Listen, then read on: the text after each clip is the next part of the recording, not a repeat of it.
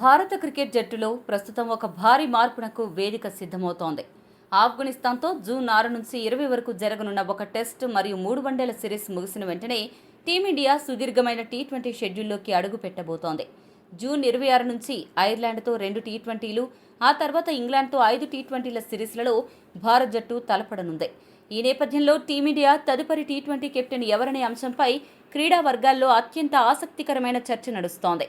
ఒకవైపు సూర్యకుమార్ యాదవ్ ఫామ్ మరియు అతని భవిష్యత్తుపై వస్తున్న వార్తలు, మరోవైపు కొత్త లీడర్షిప్ కోసం జరుగుతున్న ప్రయత్నాలు ఈ రాబోయే సిరీస్లపై అంచనాలను భారీగా పెంచేశాయి. సూర్యకుమార్ యాదవ్ను కేవలం టీ20 కెప్టెన్సీ నుంచే కాకుండా ఏకంగా జట్టు నుండి కూడా తప్పిస్తున్నట్లు తెలుస్తోంది. ఇటీవల ముగిసిన ఐపీఎల్ 2026 సీజన్లో అతను తీవ్రంగా నిరాశపరిచాడు.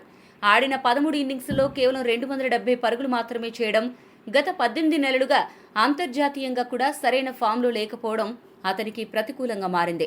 రాబోయే భవిష్యత్తు టీ20 సైకిల్ను దృష్టిలో పెట్టుకుని బీసీసీఐ మరియు హెడ్ కోచ్ గౌతమ్ గంభీర్ ఈ కఠినమైన నిర్ణయం తీసుకున్నట్లు జాతీయ మీడియా స్పష్టం చేస్తోంది. జూన్ 6వ తేదీన ఐర్లాండ్, ఇంగ్లాండ్ పర్యటనల కోసం జట్టును ఎంపిక చేయనున్నారు. ఈ విషయాలపై ఆ రోజు పూర్తి స్పష్టత రానుంది. అయితే సూర్యకుమార్ యాదవ్ స్థానంలో జట్టు పగ్గాలు చేపట్టేందుకు ప్రధానంగా 3 ఆటగాళ్ల మధ్య గట్టి పోటీ నెలకొంది. ఆ వివరాలు ఇప్పుడు చూద్దాం.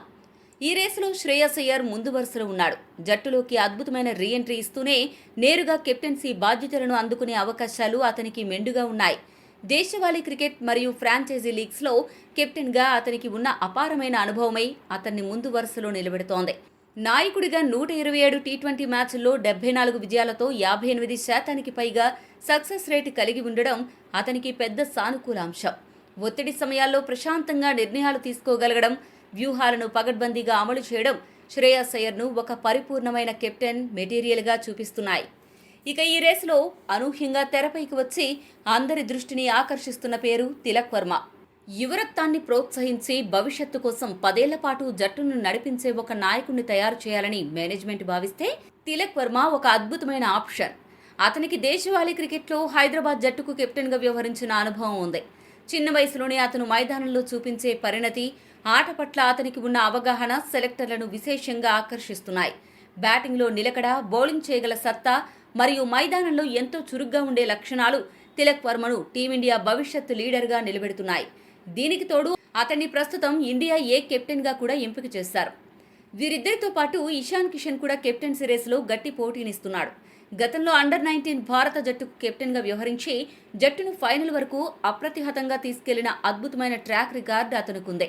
ఆధునిక టీ20 ఫార్మాట్కు సరిపోయే దూకుడు, నిర్భయంగా ఆడే తత్వం అతనికి ఎప్పుడూ ప్లస్ పాయింట్లే. ఒక వికెట్ కీపర్ బ్యాటర్ కావడంతో స్టంప్స్ వెనక నుండి ఆటను స్పష్టంగా చదివే సామర్థ్యం, బౌలర్లకు సరైన సూచనలు ఇచ్చే స్కిల్ అతనికి సహజంగానే ఉంటాయి. ఇటీవల జరిగిన సయ్యద్ ముస్తాక్ అలీ ట్రోఫీలో జార్ఖండ్ జట్టుకు కెప్టెన్గా వ్యవహరించి కప్పు గెలిపించాడు. ఐపీఎల్ 2026లో ఎస్ఆర్హెచ్కి కొన్ని మ్యాచ్లు కెప్టెన్సీ చేసి ఆకట్టుకున్నాడు. సవాళ్లను అధిగమించి లీడర్గా ఒక బలమైన ముద్ర వేయగల సత్తా ఉన్న ఇషాన్ కిషన్ను కూడా సెలెక్టర్లు సీరియస్గానే పరిశీలిస్తున్నారు. మరి ఈ ముగ్గురిలో టీ20 జట్టుకు కెప్టెన్గా ఎవరిని ఎంపిక చేస్తే బాగుంటుందో మీ అభిప్రాయాన్ని కామెంట్ చేయండి.